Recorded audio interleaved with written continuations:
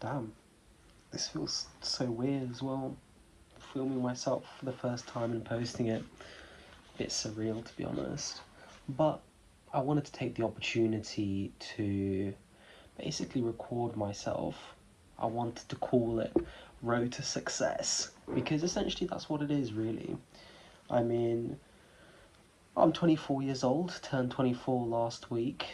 As a young man, I like to call myself a young man, although I think I'm reaching unk status soon, to be honest.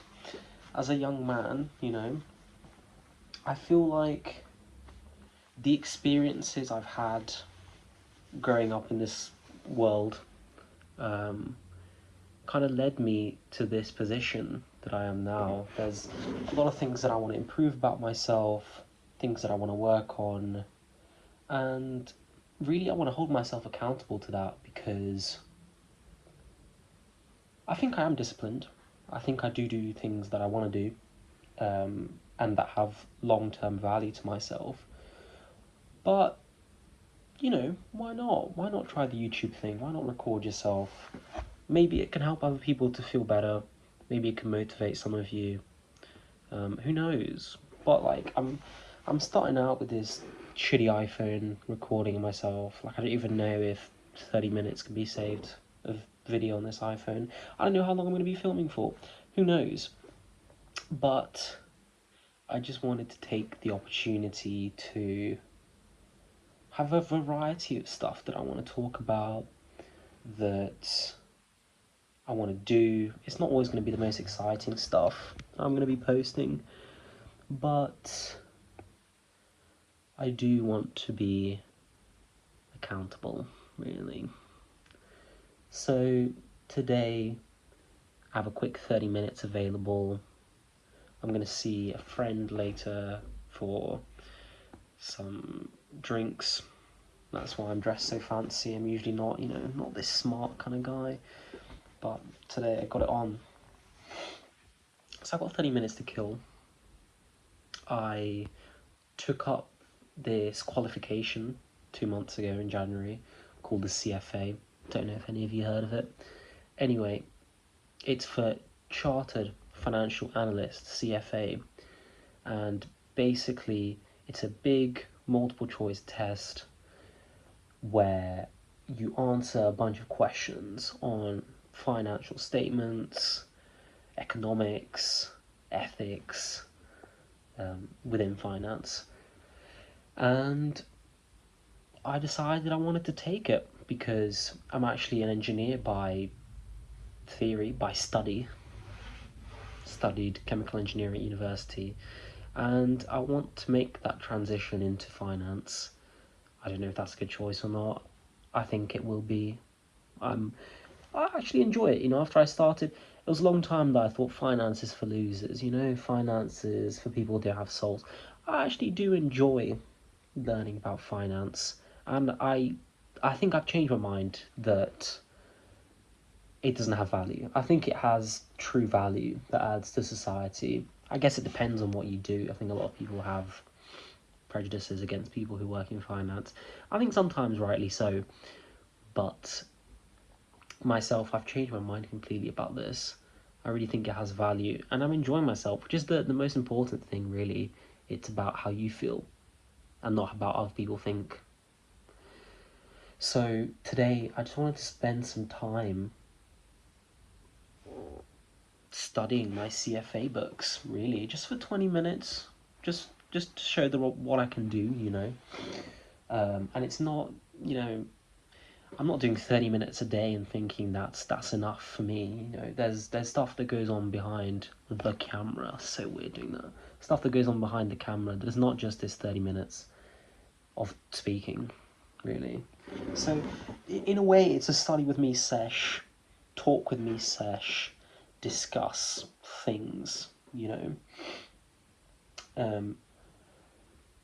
I'm currently learning about deferred tax liabilities and assets, which doesn't excite me very much, but it has to be done. So I'm not really going to be speaking to the camera, but I'm more going to be speaking to myself, reading the book to myself, my phone is like propped up on my laptop at the moment, and I'm probably gonna chat GPT a bunch of finance terms that I don't know. So that's gonna be normal, and it's gonna look really weird and probably make loud noises. But hey, fuck it. You don't need expensive camera equipment. Anyway, fuck it, let's begin. Why not? Breathe. Do. Deferred tax assets, yes, okay. A deferred tax asset is created when tax is payable, tax return, greater than income tax expense, income statement, due to temporary differences.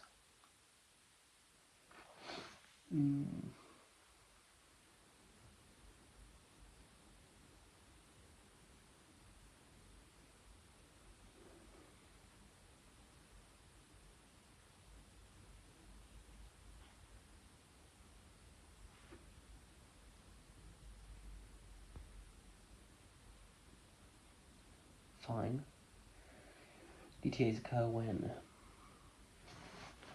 revenues are taxable before they are recognised in the income statement.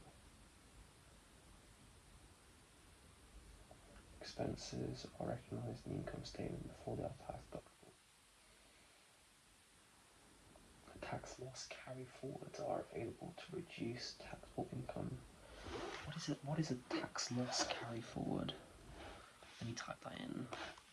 I hope it's lined up properly. So, what is a... Look how big my fingers are. How sick is that? What is a tax... What?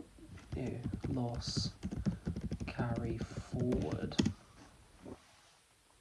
Let's see what it says. A tax loss carry forward is a provision that allows a company or an individual to use past losses to offset future taxable income. Yeah, it doesn't make sense. This helps businesses smooth out earnings and manage cash flows more effectively. How it works. Yes, please. When a company experiences a net operating loss, okay, fine. Taxable income is negative, okay. It can carry forward that loss to future years and deduct it from taxable profits. What? Really? That seems handy. Example calculation, okay, let me see. Year 1, net loss is 500,000. Okay. Year 2, taxable income is 700,000.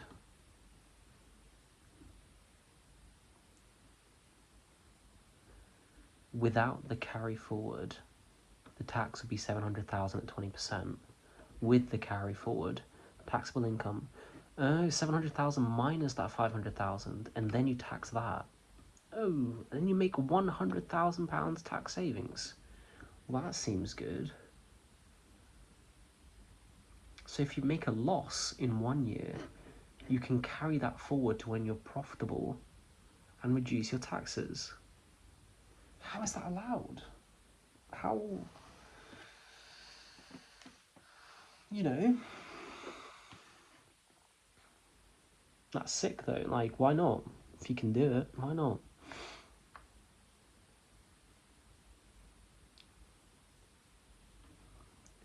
Why it matters. Cash flow and liquidity reduces future tax payments, freeing up cash for reinvestment. Yeah, it does. It appears as a deferred tax asset in your financial statement. Increasing total assets.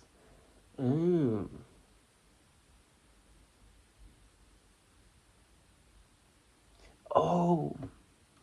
It appears as a deferred tax asset. That's what I'm learning about. That makes sense. So it appears as an asset in your financial statement. It increases your total assets if you made a loss the previous year. Okay? Investors assess the probability of a company utilizing tax loss carry forwards. So you just have to take that into account when you're analysing, when you're valuing the business. Fair enough, man. Cool. Tax loss carryforwards are available to reduce future taxable income. Similar to deferred tax liabilities, yeah. DTAs are expected to reverse through future operations. What do you mean? Like it's going to, its value will be used up, is what you mean, right? However, DTAs are expected to provide future tax savings, yeah. While DTLs are expected to result in future cash outflows, okay, yeah. Timing differences that lead to the creation of DTAs, timing differences, yeah, okay, may be referred to as deductible temporary differences, because the creation or increase of a DTA will reduce the income tax statement. Sorry, what? It will reduce the income statement tax expense. Yeah, okay, it will. A firm that has taxable losses in excess. A firm that has taxable losses in excess of its taxable income can carry those excess losses forward. Yeah, and use them to reduce taxable income and taxes in future periods. Of course, okay. Post-employment benefits, unearned revenue, warranty expenses, and tax loss carryforwards are typical causes of DTAs. Oh, wait, hold on. What causes them then? Post-employment benefits. Unearned revenue, okay. Warranty expenses, tax loss carryforward, okay. Let me turn the page. I've got a swag little book holder that I want to show. It's very nice. Ooh. Taxable and deductible temporary differences. You know what, I might make this video just like 20 minutes long. 20 minutes is enough to hear me rambling about tax assets and liabilities. I think that's enough. You get the gist, right? You get the gist. I don't know if I want it to be like a talking thing or a study with me. I think it can never be a study with me because I'm always talking, you know. I have to talk to myself to learn things. And most of the time I'm just repeating what I'm reading, repeating what I'm learning, and I don't know if that makes for good viewership. Or does it? I don't know. We'll find out, I guess. Taxable and deductible temporary differences. Initially, if taxable income is lower than earnings before tax, what? Initially, if taxable income on the tax return is lower than earnings before tax because of a temporary timing difference, a DTL will be created. If taxable income is initially greater than earnings before tax, DTA will be created.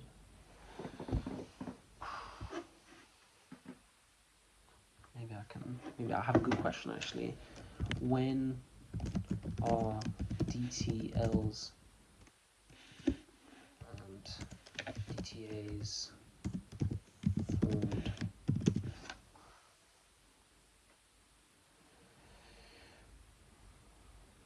Temporary differences between accounting income and taxable income, yes, makes sense. A DTL is created when taxable income is lower than accounting income.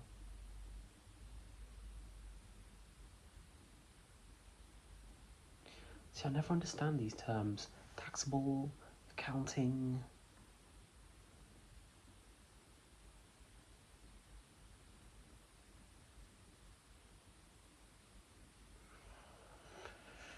Yikes.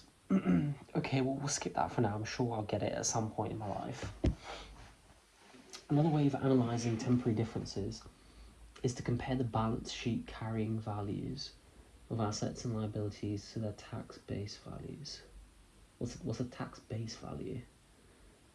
If analysing temporary difference, compare the balance sheet carrying value. What's a tax base value? What's a tax base value?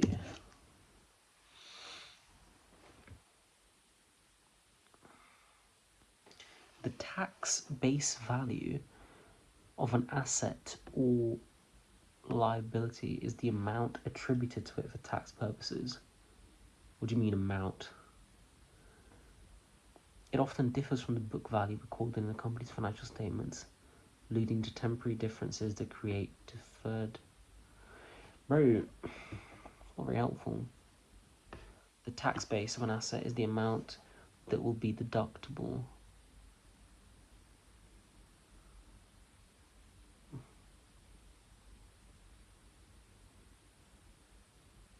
Okay, here's an example. Accounting value, or the carrying amount, 500k. Accumulated depreciation for tax purposes, 200k. That means the tax base is 300k. If the accounting depreciation is slower than tax depreciation, yeah, man, I don't think I'm getting this. I don't think I'm getting this at all. Tax. What the hell, man? Why do they make it so hard? Comparison of carrying value to tax base. Temporary timing differences. Comparison of carrying value to tax base. Right, okay. Yeah, I don't get that. I really don't. Professor's note. Okay, professor, let me know what's going on. The tax base of a balance. Oh, here you go. The tax base of balance sheet assets. Oh. And liabilities, and the method of computation is covered in the FSA prerequisite read. What prerequisite readings even got? Permanent differences. Right, well, I guess we'll just skip it then. We'll just skip it. A permanent difference between taxable income and pre-tax income is one that will not reverse in the future. Permanent differences do not create DTAs or DTLs. Permanent differences can be caused by revenue that is not taxable, expenses that are not deductible, or tax credits that result in a direct reduction of taxes. For example, in the United States, interest received on municipal bonds is typically not taxable. Well, I didn't know that. But appears on a financial statement as pre-tax income. And the cost of life insurance on key company officers is typically not tax deductible. Okay. Permanent differences cause the firm's effective tax rate to differ from the statutory tax rate. We will examine statutory effective and cash tax rates later in this reading. Okay. We will, I guess. Tax expense. A company's tax expense is the amount included in the income statement and may be referred to as tax provision. It includes the amount the company owes the tax authorities, tax payable, based on this year's taxable income, along with any changes in DTAs and DTLs. Okay, so tax expense is equal to the tax payable, what they owe, plus the DTLs, change in DTL, change in liabilities,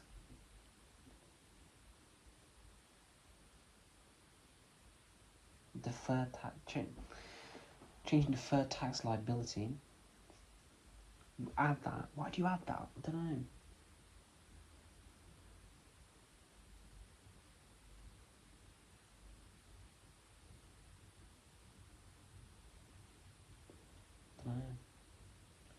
Minus DTA will change a delta DTA.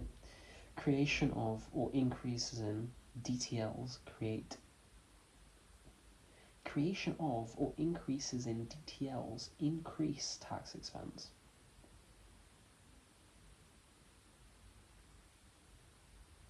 Whatever, man. I'm going to be doing a bit more of this myself, because clearly I don't understand it properly. But I'll leave my video here. I don't know when I'll do my next one, whenever I feel like it, really. I was imagining doing like a daily one, but I don't see myself doing that, to be honest. Start slow, consistency is key, very important. So, yeah, I'll leave it here for now. See you again next time, I guess.